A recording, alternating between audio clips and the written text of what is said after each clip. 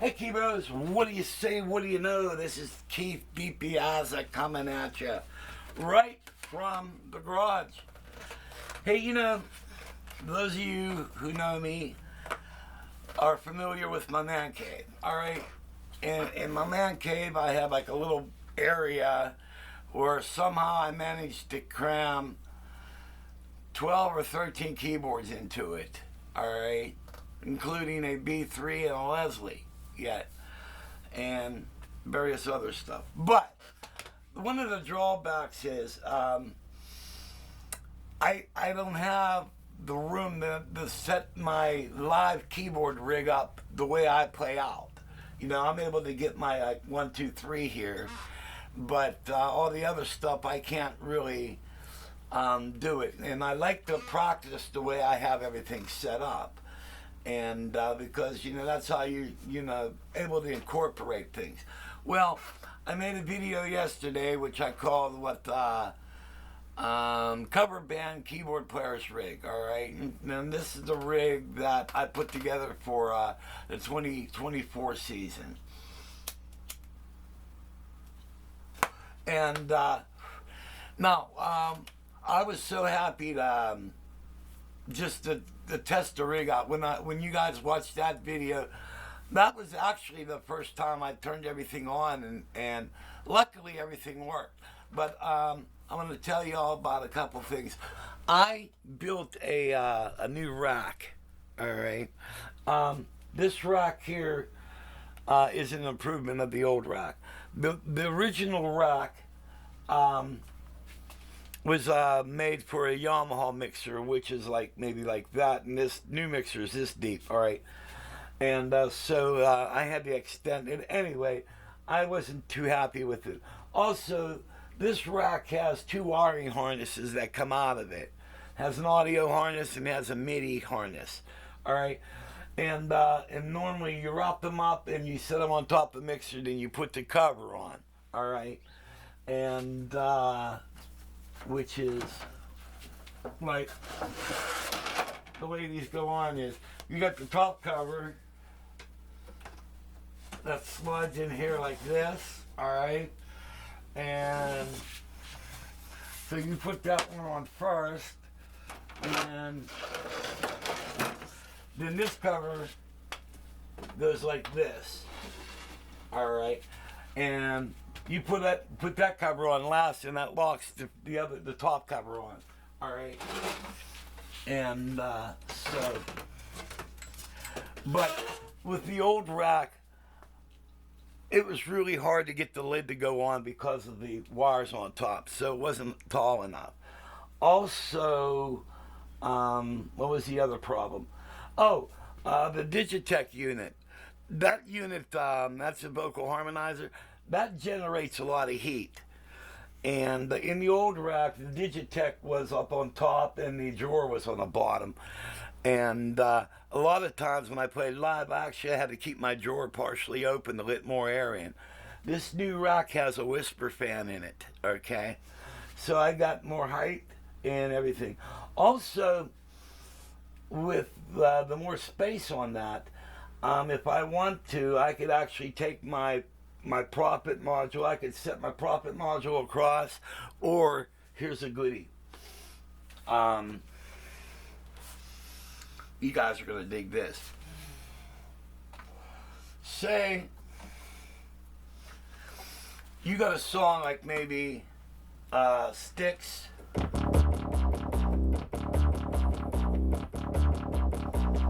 All right, so you got your lead synth here, and let me go out, get a program. Combi.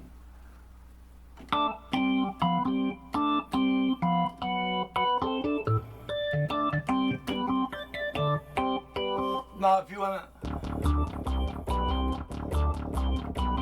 that ain't gonna work. All right. But so you got your lead synth on the right. I'm having trouble talking today, man. So, you know what I mean. As you can tell, I only drank about this much coffee so far. So, but say if you wanted to you like to have your rig on, you like to have your synthesizer on the right, but say if you needed it on the left, what would you do? I have a solution. What if you had an A500 Pro controller hanging around not doing nothing?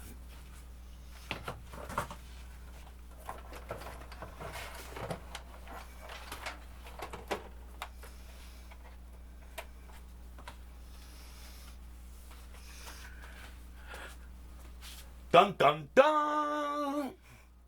There it is, Mr. Keyboard. All right. All right. So now I could.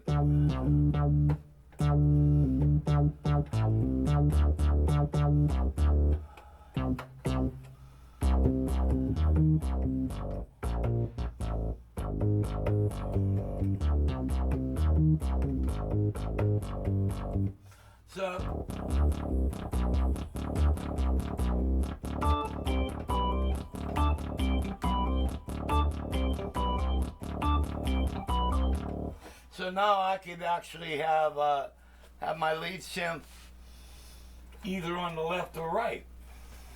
All right. So I mean that's one way to do it, and so so if I want to play, say if I wanted to do lead.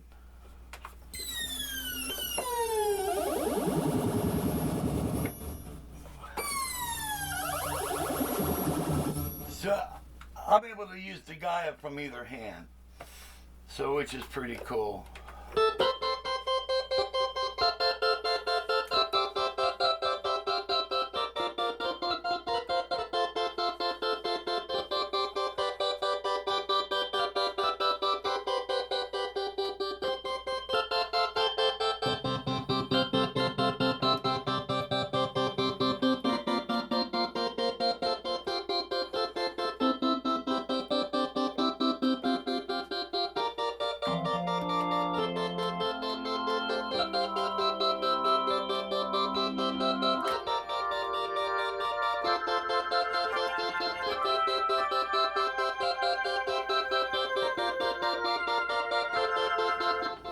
So that's one way you can do it.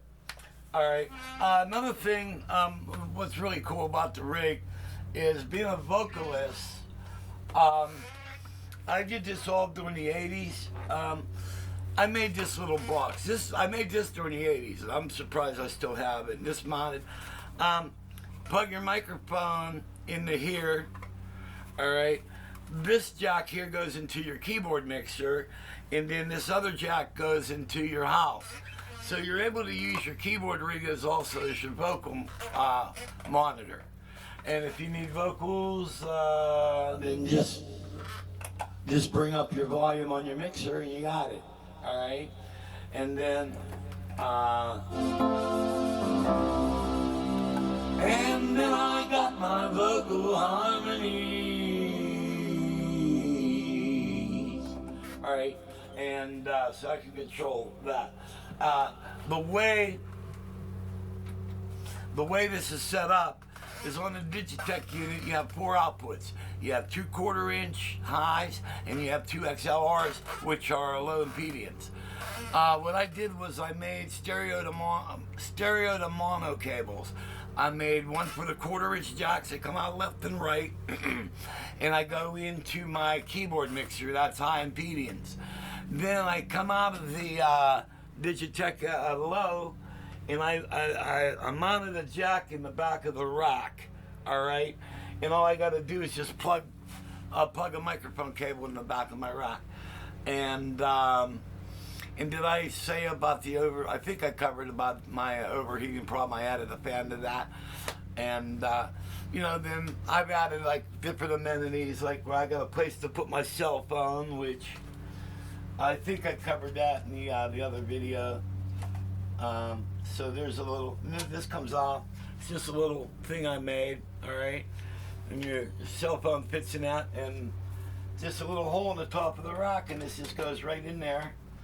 And cell phone holder, all righty? And so I'm able to, you get a lot of stuff out of there. Then I covered the L pads where I could do that. Now also, if I'm going to go out, say if I just go out on a gig where I'm just going to play piano and I'm just going to carry one keyboard. And remember I was talking about my volume being all the way up to the upper right. I still have this. This is the old L pad I made. All right, so I can peel this one off and just put this one back on, and just have the one L pad just for that. And that way, I'm not reaching up there to do the volume thing. And but you know, to me, keyboard rig's pretty sacred. You know, what makes you feel at home. And I play a lot of parts. I do a lot of parts with my left and my right hand. I'm always, very seldom you'll see me just playing one keyboard, unless it's a piano song or something like that. What's really cool is I made a nice little cozy area in the garage, and I've got everything all set up the way I like it. The only thing that's actually not really part of the rig is the A500, but look, I'm sitting up, standing down, standing up, sitting down, or whatever. Okay, I was doing, I was kicking back on my electronics bench the other day, and I'm trying to remember, it was during the 80s. And I was doing the East Coast circuit. I was playing with a show band called Sir Bentley. And I think we were in, I think Fenwick Island. We were playing somewhere up there. And I came across this one guy. He did specialty electronics. And I had a lot of modules back then. And what he made me was he made me a foot switch. It's a MIDI foot switch. And where you could have one input and 4 outputs. And those 4 outputs were all switchable. So on the switch, you would have 4 switches. So like, you could say if you're playing the one keyboard and you want to bring in module A, then you hit the first foot switch. Then you wanted to bring in another module, you hit the second one for 2, and so on, 3, 4. Well, I was messing around with the notepad and stuff, and I know how to build those. And I made a material list, and I'm gonna build myself one. What I'm gonna do is I'm gonna have an input, and also I'm gonna put a through on it. And so it will be a foot controlled MIDI switcher. So if like right now I have the Numi playing the Pro 800, all right, but say if I wanted maybe the A500 to play the Pro 800, or say if I got the Numi playing the Pro 800, but I also wanted to play the 2 chromes.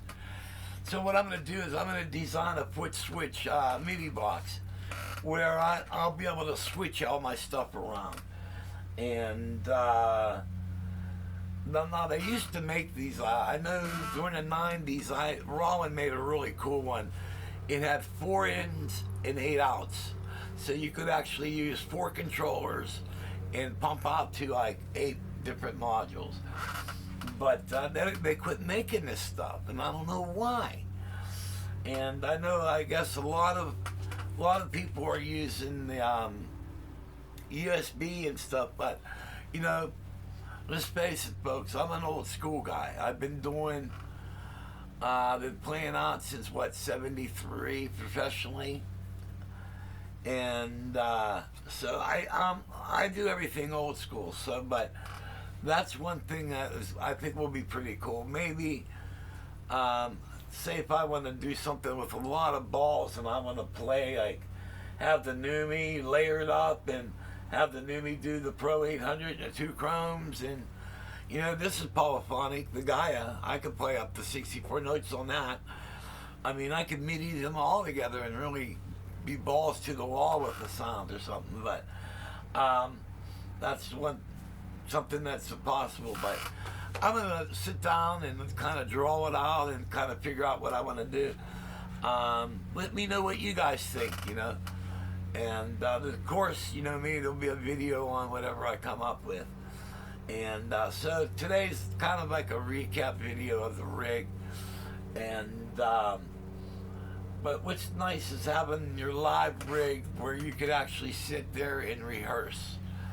And so I'm going to come up with some really cool things to do. And so I just figured I'd make this video for y'all. I ask that God may bless. It's Sunday, so don't work. Kick back and enjoy life. And I'm looking outside. It's rather beautiful. All the leaves are down on the ground, and it's about, I don't know, it feels about 72 degrees out right now. So I'm going to go out and have some fun with the puppy. So, hey, I ask that God may bless. And rock on, brothers.